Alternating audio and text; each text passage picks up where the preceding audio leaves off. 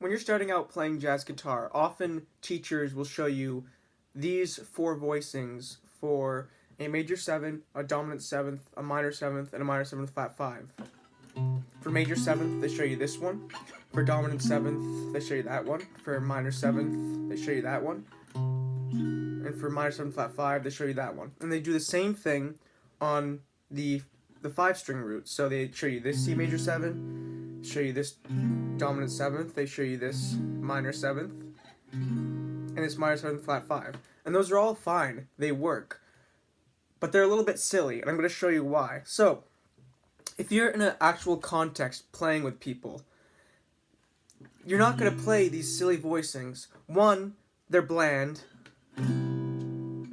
If you play jazz enough, you'll come to learn that this is bland as hell. Like, there's more exciting voicings than that. And I'll make a future video on that, just like more interesting voicings you can use.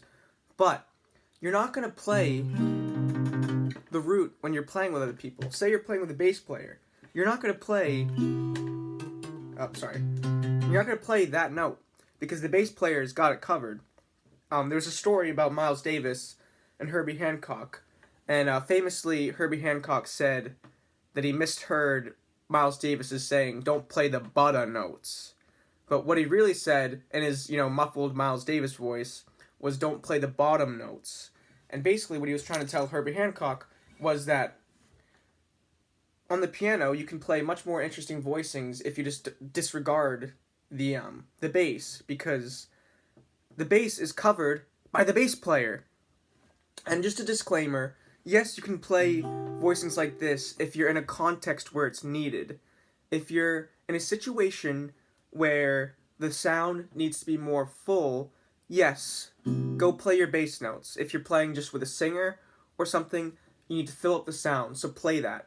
But if you're in a band with, drums, sax, piano, and a bass player, as a guitarist, do not play these bottom notes. Do not play these voicings that have the root. I just think it's so limiting. So, instead, a way to think about it is, I'm going to play the 3rd and 7th, which tell you the quality of the chord, and I'm going to add notes above it, That's just a way of thinking of it. So, say we're playing a tune like There Will Never Be Another You. If you start playing that, if you start the song playing this chord, na na na na na, na na na, na na na. If you're playing with people, there's a bass player that's going to be playing that note. So you don't need to play it.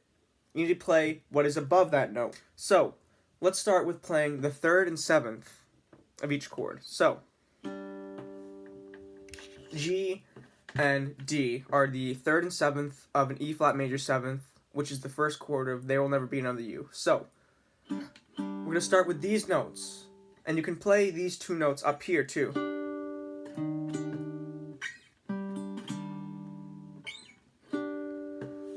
So, these are just inversions of the 3rd and 7th. Here, the 3rd is on the bottom, the 7th is on the top, and here, the 7th is on the bottom, the 3rd is on the top.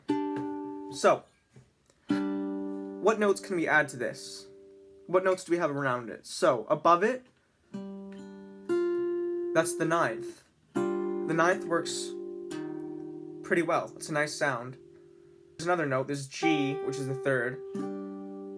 That's pretty nice, but you're playing the same note an octave up, so it really cancels out. So the 9th is a really nice option here. So instead of doing this, we can do this. Much prettier. And our next chord is a D minor 7 flat 5. And yes, you can play this voicing, but why not just take the root and remove it, and you're with this voicing. And if you notice, this is an F minor triad. If we go like this, it is a first inversion F minor triad.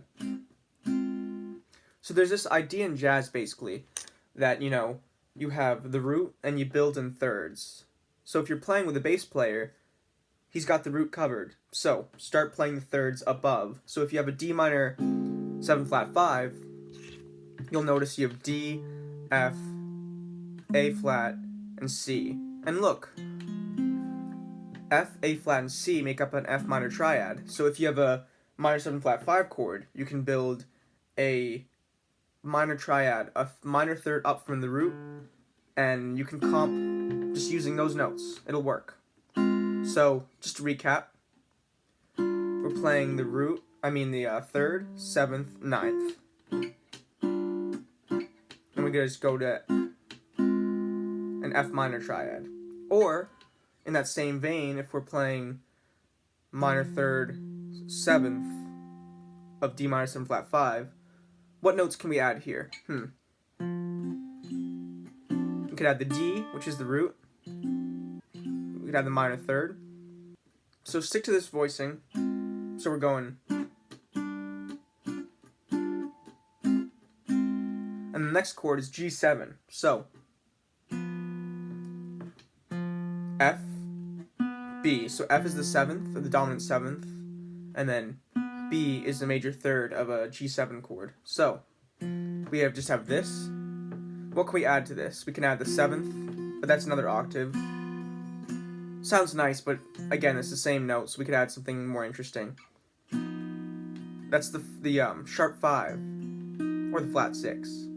So F, B, E flat. So let me just to recap, instead of doing, playing the full voicings. So instead of using those voicings, we can do this.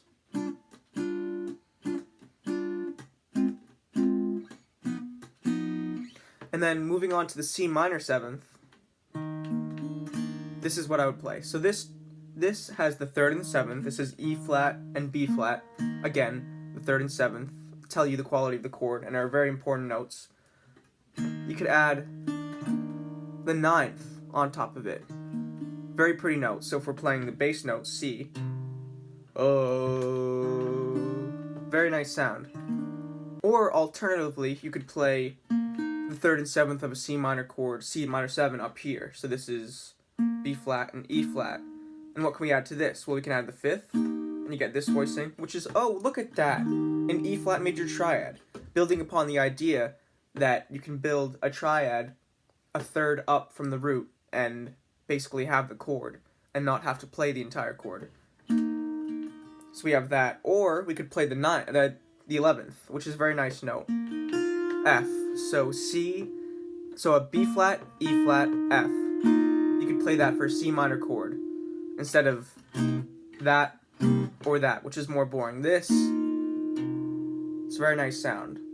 So, basically the idea I want you to pull from this video is that if you stop thinking about these voicings, you can start thinking about, that, that. I'm sorry, saying that's not very helpful. But anyway, I just think it's more helpful to think, when you're playing chord voicings, don't think, oh, I need to find the root and then play the shape that I was told to play for that chord. I think you should think 3rd and 7th of the chord you're playing, and above that 3rd and 7th, I can add a note that's colorful or a note that's interesting and pretty. Thank you for watching today's lesson. Check out my Gumroad page for some PDFs of jazz guitar related stuff. And I'm offering private lessons if you're interested in that. My email is in the description below. Thank you and have a great day.